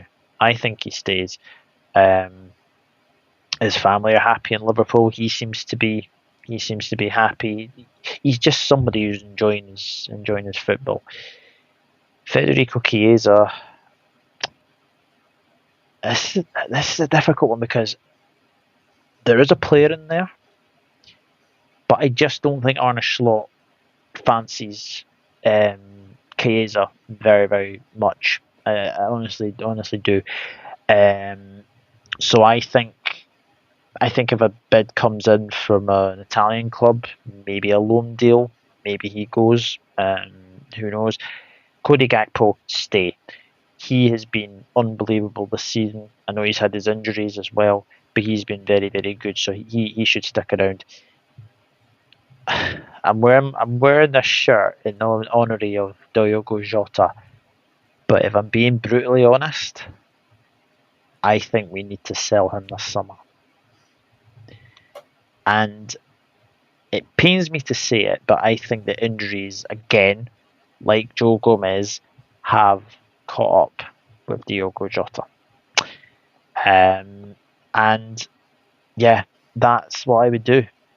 So Diaz, Núñez gone. Salah hopefully stays. Chiesa, I think maybe a loan, maybe sell him on. Gakpo stay, and then Jota I think goes. So Connor, what would you do with those forwards? It's $1 million question right now, isn't it? I think, I did a video on my channel speaking about it. I think this summer is huge for Liverpool in terms of the forward position. As you said it, I think there are two that stand out that stays, and that is Mo Salah and Cody Gakpo. I think Federico Chiesa needs to be given more of an opportunity. Yes. But I think it's clear Arne Slot doesn't trust him. Now, to say that, again, in terms of the trust, you think, why on earth did we sign him last season then? I think he was more of a Richard Hughes signing than anything. I think it was more of a opportunity signing to get a Champions League quality forward for £10 million. Again, anyone would have looked at it. I think every single rival supporter was like, that's one hell of a deal from Liverpool to get that done. And I think you've hit the nail on the head with the other three. I think Luis Diaz, watching him last night, that goal for Colombia was just frustrating because you're like, why can't you do that in a Liverpool shirt? He did do that for Liverpool shirt before 2025, and all of a sudden it's now changed back to Luis Diaz of last season where he couldn't finish. Diogo Jota, even though I think all of us, when he is fit, would agree that he is the best finisher at the club, possibly, but his legs are now gone. I think he's had too many injuries now. And I think that there is a problem with Jota, though, because supposedly he wants to only leave for a European club. They're in Europe somehow. And I'm like, that puts your numbers of clubs down to, a handful, really, for what he wants. And then, I think the big money move in terms of departures is Darwin Núñez. I think his head's already in Saudi Arabia or wherever he thinks he's going to go. Even though, again, there's a league title to be won. And I think with Darwin, it's a shame, really, on how it's really ended at the club. Again, he's been very vocal on social media about, 1 week he's the hero and then next week he's the villain. But the consistency level has been poor from Darwin Núñez. And for the price tag that we paid, looking back at it now, we 100% overpaid. But at that summer transfer window, when Manchester City are getting Erling Haaland and all of Europe are looking at top strikers, Darwin Núñez was in that category of being a potential top world-class striker, and he's never fulfilled that potential. I don't think we've ever seen Benfica Darwin Núñez at Liverpool. Like that 6 to 8 months that he had at Benfica, I don't think we've seen it in a Liverpool shirt. Maybe the first couple of games at the club, but then I don't know, again, if it's the confidence level or whether or not, again, it's the league. But for me, I think we've never seen that version of Darwin at Liverpool. And I think, it's rightful that we sell him as well. So for me, I'd agree. I think Lucho goes, I think Darwin goes, and I think Diogo Jota goes as well. Owen? There's so much to say. Good Lord. I'll try and keep it as brief as possible.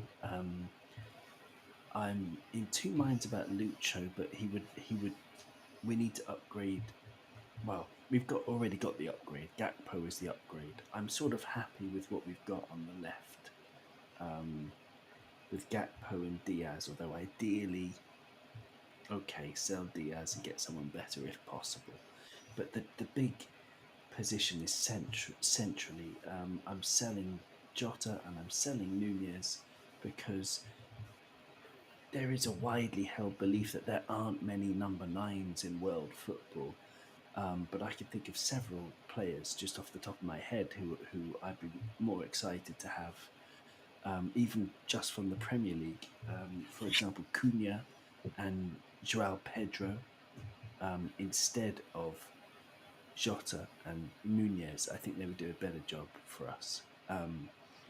And they'd be more exciting and less predictable. And I'd and that's just off the top of my head. So we should definitely upgrade on those. Mo Salah's an interesting one. We have to look at value because that's the model and the reality we live in. with our owners and our ownership structure being a sustainable one, which is definitely what it should be. But you could save if Virgil, Mo, and Trent do leave. That I worked it out as around about 40 million per year just on their wages. And for me, Mo Salah in the last few months, really, I've noticed a decline. I have, and that sounds ridiculous given his numbers this season. He's as creative as ever, but in terms of his dribbling ability and his impact on games and the big moments against PSG, he didn't play well in a long time against PSG. Nuno Mendes had his number, and I think at the very, very, very elite level,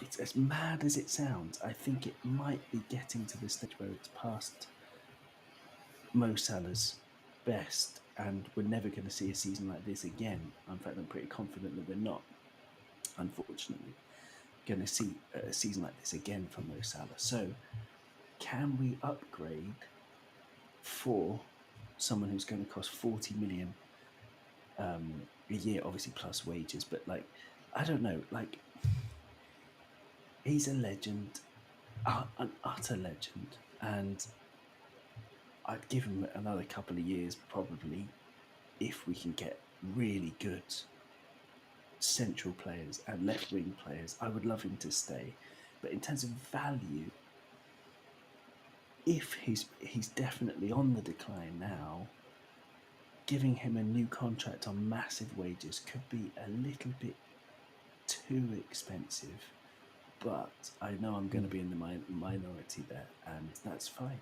You can all disagree with me, but then Yeah, like I think it's safe to say that Mo Salah's had an unbelievable season, and rightly so. I think he's going to get Player of the Season. I think he'll probably get Football Writers Player of the Season as well. And I think potentially probably Gravenberch gets Young Player of the Season. I think as well.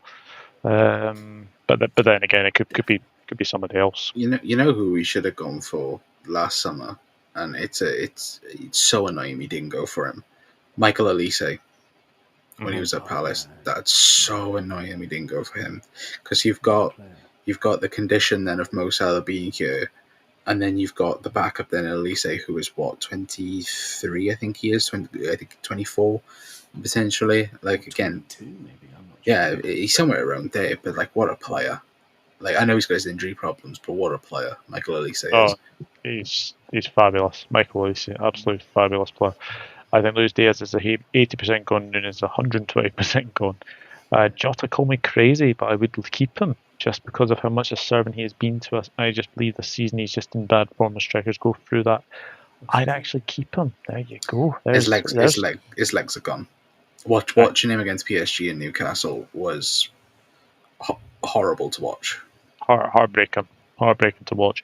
I still believe he can bounce back and come back in his best form. I don't think he is for slot, and he'll be moved on, but I don't think he's been given the chance on the pitch with the full first team to change manager's mind. I did think he had an impact against Newcastle. Yeah, he certainly did. Keys and Neighbours was a panic buy. I think for the money that we paid for him, I think it was the right deal at the right time. Benfica definitely scammed us. Yeah, absolutely. Darwin's a good player to give us a lot, but I think I Show Speed. Don't get me started on him. Would have scored many of those chances he missed, and Speed's finishing is diabolical. Hi Luca again. Hope you're well. Eze is another player I would really take. I wouldn't personally. Not this season. Not based on his outputs, not based on his stats. No. Not this season, I'm afraid. Maybe last season. I would have taken, but not this season. Right. We do have players out on loan for the forward lines. So we've got Cade Gordon, Ben Doak, there's Kumas, another Welsh one, Mr. Niblett, and Jayden Dans. Connor, feels to me like anytime Cade Gordon gets a chance to show what he can do, it just feels like he's going to go on another loan. And he's had a few loans this season. He was obviously at Portsmouth to begin with. He was at Norwich earlier in the season as well. But he's obviously been called back for that. It just feels to me that Cade Gordon is one player that just going to continuously go out on loan. Ben Doak, it really pains me to say this, but I think this is a player that could potentially be moved on. While the money, while he's like valuable, for me, I, as much as it pains me to say it, like obviously I know he's a Scotsman as well, but I do feel that Ben Doak could be moved on. And again, I think he needs to play because I think he's shown what he can do in Middlesbrough this season. I think he's been very, very good for Middlesbrough. Lewis Kumas, I think he needs another loan. I think he's been excellent for Stoke City. I think he's been really, really good. He seems to be banging in the goals there, which is really good to see. He's only got 3 goals in 37 matches. 3 goals? I swear he had a lot more than that. And then obviously the other one's Jayden Danns again, who's unfortunately had a pile of injuries this season. So yeah, Connor, what would you do with Gordon, Doak, Kumas, and Danns? I think the easy one is Cade Gordon. I think he'll leave the club. I think it's either a loan or a sell, isn't it? Really. I think Norwich. I'm trying to think where he's been this season. I think Norwich loan move didn't work out, did it? I think he came back to Liverpool in January and went elsewhere. Lewis Kumas, I think, another loan move in the Championship. I think, as Owen said, but there, again, 37 games played, 3 goals, 2 assists, which isn't great, but also Stoke City are not great either. Yeah. But I do think as well, he's definitely done good things, I think, for Stoke, even though the goals and the assists might not say it, but I think he's done quite decent for him. But I think obviously that the highlight one, but there's Ben Doak. I think Ben Doak this season in the Championship was probably the best right winger in the Championship. I know obviously goals. I think his expected goals was up about like 8 or 9 before he got injured. But I think he only converted 3, which again is a bit of a problem that needs to be addressed, which may come over time, or with more game time. But I think again, that's something again you'll have to look at. But I think again expected assist as well, I think was quite high. I think he ended up on 6, I think, before his injury. 7 assists. Was it 7? Sorry. So a decent season for him. It was a good middle ground. I think Middlesbrough have been a bit up and down this season. I know obviously there was talk of Michael Carrigan's getting sacked at one point recently. But again, it's kind of that same question again. What do you do with him? Is it another Championship loan move where do you loan him to one of the 3 teams that are going to come down? Or do you sell him to a Crystal Palace? Do you sell him to a Bournemouth? Do you sell him to one of these teams where he'll most likely develop? But again, will that come back to bite Liverpool in the future? And it might possibly will do. But also, judging by Liverpool's valuation, they value him around £40 million, which, again, for a player like that, could you really turn 40 million down? I'm not so sure you could, but no. I think Ben Doak, the talent's clearly there, and it is there. But I think, again, there needs to be a bit more development. And Jayden Danns, again, another loan move for him. He's been unlucky this season with injuries. I think possibly if Liverpool played that first FA Cup game a bit sooner, maybe he might have gone about a bit earlier. Has he played any games for Sunderland since his loan move? 11 minutes off the bench, 1 game. It's not great, is it? So I think another loan move for him. But I think Jayden Danns, I think him and Ben Doak, I think they're obviously the headline ones. But I think we'll sell Ben Doak, and I think we'll loan out Jayden Danns again. Interesting. Owen? I 100% agree. I could not agree more. I think, these are fringe players and none of them are really particularly making a case to be anything but that. One player I didn't speak about, though, I'm just doing some calculations here, is Chiesa. Apparently he's on 150k a week. To go back to Chiesa, that's 8 million a year. And Wow. for 10 million, but plus that, plus 8 million a year. And they signed like a long term deal, didn't he? Like 4 years or something like that. It was a bad deal. It was a bad deal. It is a bad deal because he might have the talent to do something, but it's the old ACL problem. He doesn't have that zip that you need in the Premier League, and that's never coming back. Is anyone else? Sorry to butt in. Is anybody else surprised that we don't see him in the false nine? Yeah, I mean, it's apparently he's played across the front line or something in his career, but I heard from who was it? I can't remember which fans of some club. Maybe it was just Juventus actually. Who they were lamenting the fact that he had loads of great chances, but he was not clinical at all. So maybe that's why they haven't fancied him. He just tends to fluff his chances. But yeah, I don't know why. But, I think that front. I think there was one person to look for as well. Sorry for butting in again. I think I wouldn't be too surprised if we used Chiesa to get Shirky from Leon. I think that's another deal that could happen.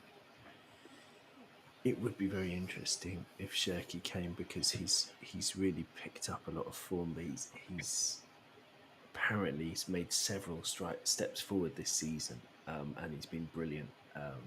But that's playing for Lyon in France, and a lot of the time their opposition isn't very good. The likes of whatever it is, Strasbourg or whatever. It's that would be a risk because he doesn't have pace either. He's like almost a Harvey Elliott type player, Shirky, in terms of he's all technique. But no, that could be interesting. But for me, I just think if you imagine the ultimate team and the ultimate attackers, you're imagining Bobby Firmino and Sadio Mane and Mo Salah and these kind of players who are electric dynamite. They're plasma. They're the plasma in those glass balls that sort of fires against your hand. That's what they are, and that's what we need to find. And for one reason or another, a lot of our attacking options aren't great. But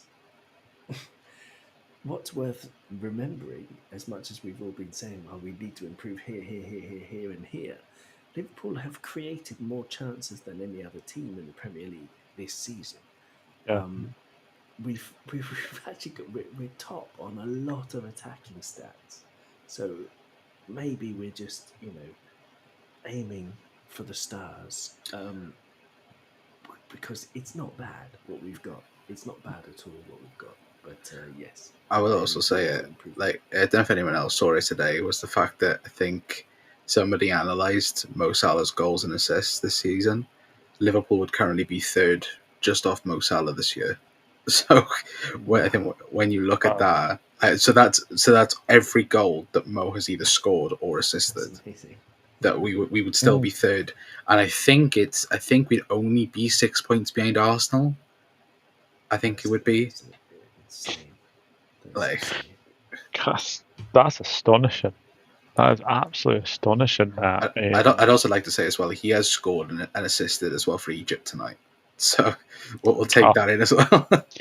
We'll definitely take that. Just to let people know, if you care to draw, England beat Albania 2-0. Goals from Miles Lewis-Skelly and Harry Kane. Wow. Anyway, how did Liechtenstein do? The same emotional response. Liechtenstein. I have more intrigued whether or not San Marino finally won a game of football. Yeah, exactly. No, they lost 2-0 to Cyprus. Oh. Got it. Yeah. But yeah, I'm not seeing Liechtenstein actually. Well, Wait a minute. perhaps they didn't play. I'm not actually. No, very keen I'm to not. know. I'm not seeing. France under I'm not seeing 21. Liechtenstein as well. But I have started. There's a very interesting question from Demo, which I will get to. But first things first. Speaking of long time no speak to us, John Moore, Glasgow Red TV. Big up Douglas and guys. Hope you're all doing well. We are very well, my friend. Hope you are doing well. And obviously love to the family as well.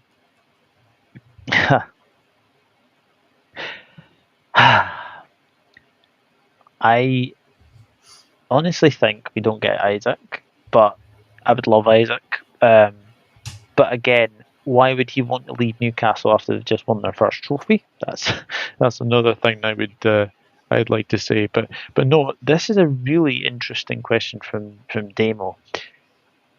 Do you think Rio Ngumoa is already ahead of the likes of Lewis Kumas and Cade Gordon as a wide forward? Yeah. Owen is nodding. Yeah, 100%. Absolutely, no, yeah. Oh no, 100%. Yeah. He's not good enough for Liverpool's first team yet because he's a head down player. He needs to really learn to play more with his head up, which hopefully he's young enough to learn. But I've never seen a kid, apart from maybe Messi, and I'm not even exaggerating, who's got as quick feet as Rio. In that dribbling technique that he has is absolutely insane. But he's a bit of a one-trick pony as a 16-year-old, and we need a lot more than that. But yeah, no, he's a phenomenal talent, and I hope he does. Connor? What's the word? Yes. Yeah, I think he is. I think to align with Owen, Mbappe vibes you get off of him. I think he's a special talent, and I think there's definitely a reason why Chelsea did everything they could to not let him leave.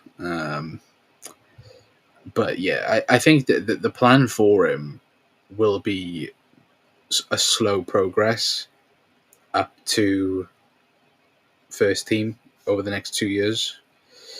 And maybe Arne Slot might use him more and more. Maybe that's the plan, to not go out and sign a huge left winger. Again, FSG outers are going to absolutely kill me by saying that.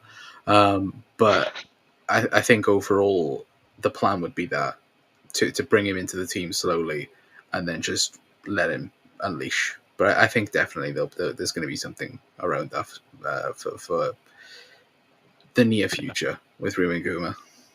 Yeah, LMS says, as a neutral, the titles would be crazy. But as a Liverpool fan right now, not so much. I'd rather just have a 12-point gap, especially looking at how shit the last season was towards the end. Yeah, absolutely. I'll be honest, I think we're very fortunate to have built such a healthy lead because I feel as if the team's legs are going to. It's fatigue at this end stage of the season, but I feel confident in the players getting us over the line, and I think they will. I think they will. The Savage, Ultras will be gutted tonight. Yeah, absolutely. I think part of the reason our legs are gone is because we keep playing the same players again and again and again and again, and we didn't sign any players in the summer. Yeah, absolutely. Imagine though through a rotation in the six government versions would be many that we feel like a dream. Absolutely. I'm really good, Douglas, mate. Really good back to myself. Thankful to everyone that's helped me get there and the Lord himself. Oh, you're very welcome, mate. Glad to hear that.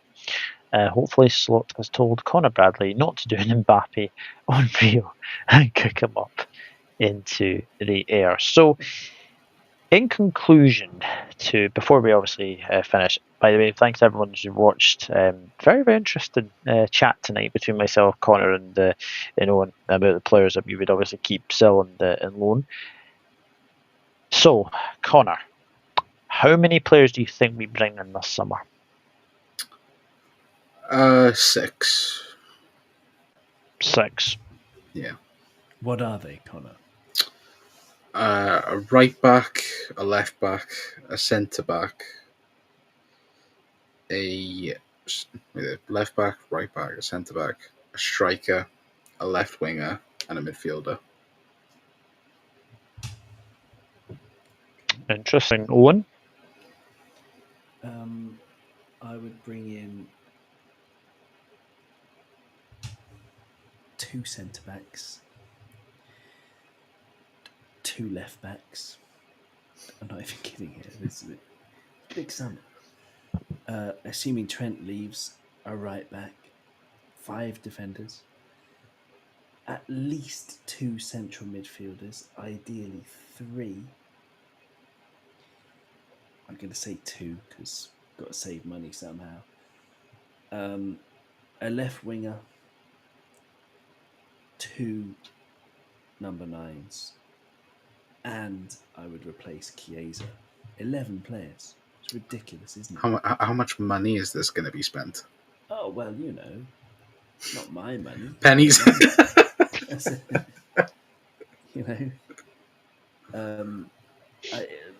Obviously we'd have to bargain around, and obviously that involves selling a lot of players who perhaps might be a surprise. Like if you sold Harvey Elliott for like 60 million, but there's something about the transfer market which is something that has been so true since the Neymar thing.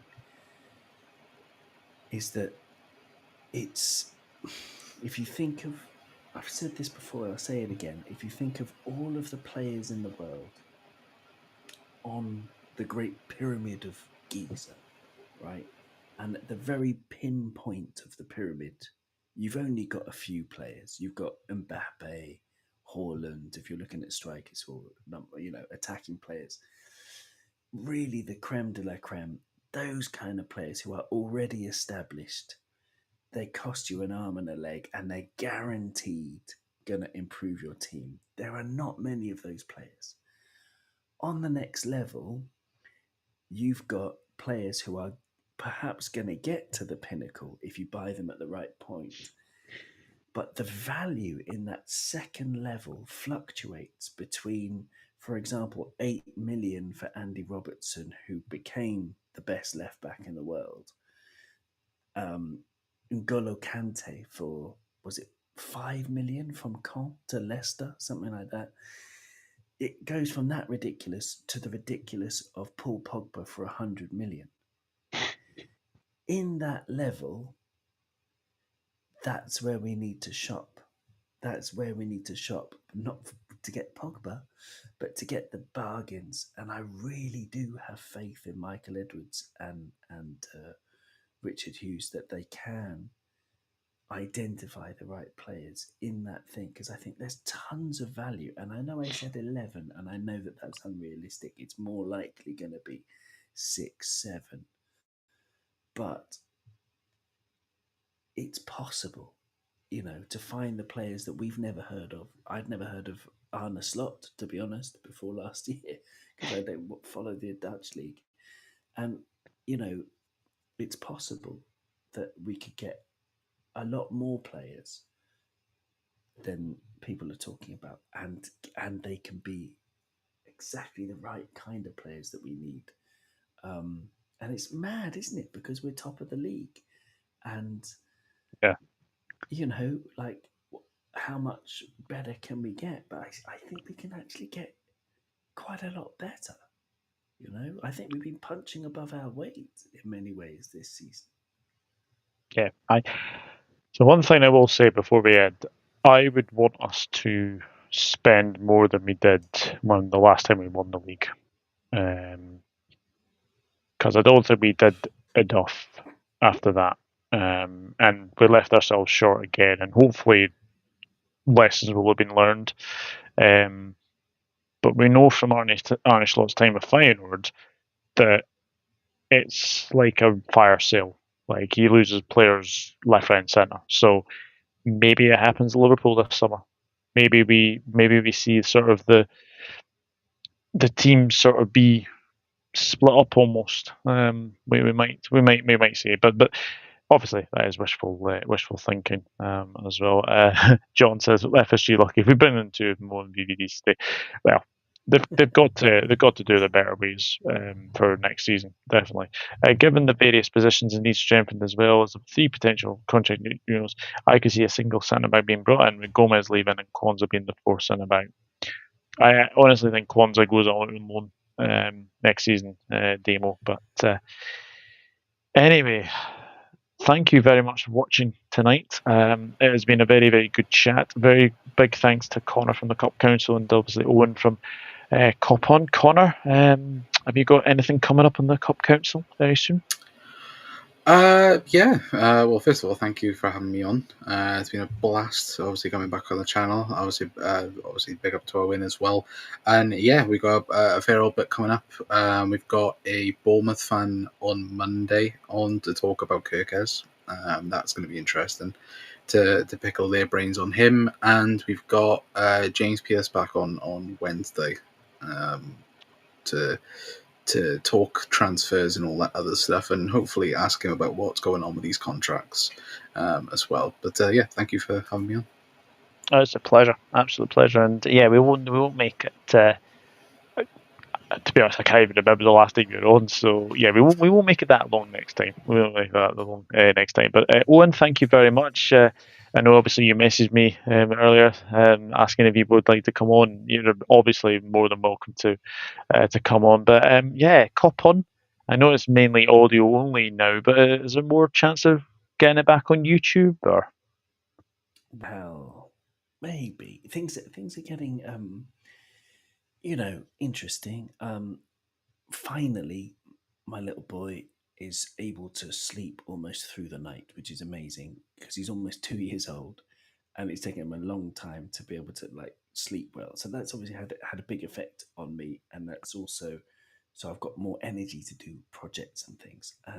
But I am writing a series about a 17th century pirate, or a pirate hunter, a real one, and I think could be really interesting.